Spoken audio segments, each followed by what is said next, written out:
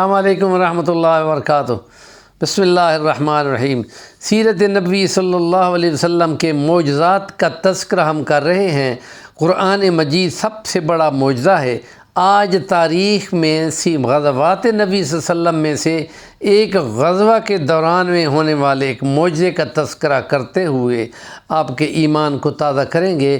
غزوہ خندق بہت بڑی جنگ تھی جو مدینہ میں مسلمانوں کی 3000 کی آبادی پہ 10,000 کے دشمنوں کا حملہ تھا، تو اس کے لیے نبی پاک نے مشورہ لیا۔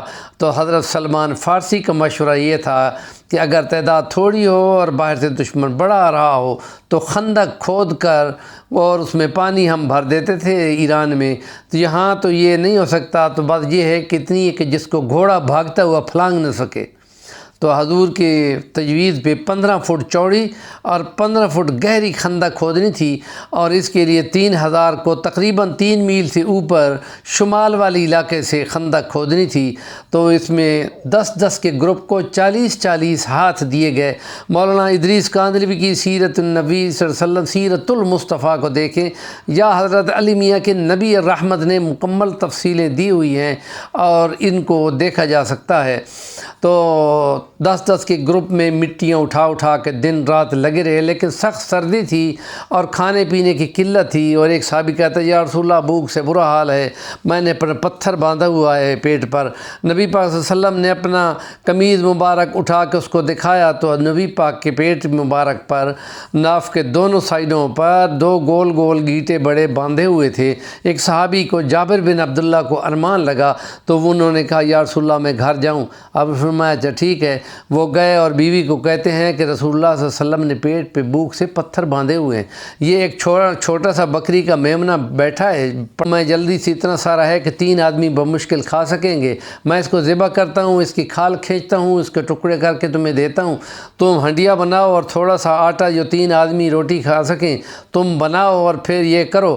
اور اس نے کاٹ کے مکمل کر کے اس کو دے دیا، انہوں نے آٹا گوندھا، اور اس دوران میں کہ اتنا ٹائم لگ گیا کہ کھانا پک گیا ہوگا، وہ نبی پاک صلی اللہ علیہ وسلم کے پاس پہنچتے ہیں۔ یا رسول اللہ، چپکے سے کہتا ہے یا رسول اللہ آپ کی اور 2 آدمی اگر اور ہوں تو 3 آدمیوں کی میں نے دعوت کی ہے، آپ تشریف لائیں کھانا کھا لیں۔ تو 3 میل تک مسلمانوں کے 10-10 کا گروپ پھیلا ہوا تھا۔ نبی پاک صلی اللہ علیہ وسلم نے فرمایا خندق والو، جابر بن عبداللہ نے تمہاری دعوت کی ہے۔ وہ ان کی تو سٹی گم ہو گئی کہ یہ 3 آدمی کہاں اور 3000 کہاں؟ تو ان کا فرمایا اچھا تم گھر چلو، ہم پھر آتے ہیں۔ وہ جب بھاگتا ہوا بیوی کے پاس پہنچے اور کہتے ہو گھر والی خیر ہو، یہ سنو 3000 بندے نبی پاک صلی اللہ علیہ وسلم متلا رہے ہیں، تو کھانا ہم نے 3 آدمیوں کا بنایا ہے۔ تو وہ کہتی ہیں تم نے خود سنا ہے کہ نبی پاک کہتے ہیں کہ ہم آ رہے ہیں اور سب، اور پھر حضور نے فرمایا تھا کہ تم نے ہانڈی کو ہاتھ اتار کے رکھ لینا اور چھبے کے اندر روٹی رکھ لینا، میں خود نکال کے بانٹوں گا۔ فرمایا بس پھر تمہارا کام ختم ہے، اب پھر یہ اللہ پہ توکل کرو اور چھوڑو، وہ نبی پاک صلی اللہ علیہ وسلم خود کریں گے۔ اور وہ سمجھ گئی کہ کوئی معجزہ ہی ہوگا۔ تو اس وقت نبی پاک صلی اللہ علیہ وسلم تشریف لائے، صحابہ سارے آ گئے، نبی پاک صلی اللہ علیہ وسلم ایک روٹی کو لیتے، اس کو توڑتے اور اس کے اوپر تھوڑا سا سالن اور ایک بوٹی رکھتے اور کہتے لیتے جاؤ اور ہٹتے جاؤ، رش نہ کرو۔ اور یوں کہتے ہوئے وہ ہنڈیا پوری پڑی رہی، اور صحابہ نے تاب نے جو ایک نبی کے ہاتھ سے آدھی روٹی لی، اس کی برکت کتنی ہوگی، اور تمام لوگوں نے کھا لیا، اور نبی پاک صلی اللہ علیہ وسلم نے اور پھر ان سب کو دعا دی۔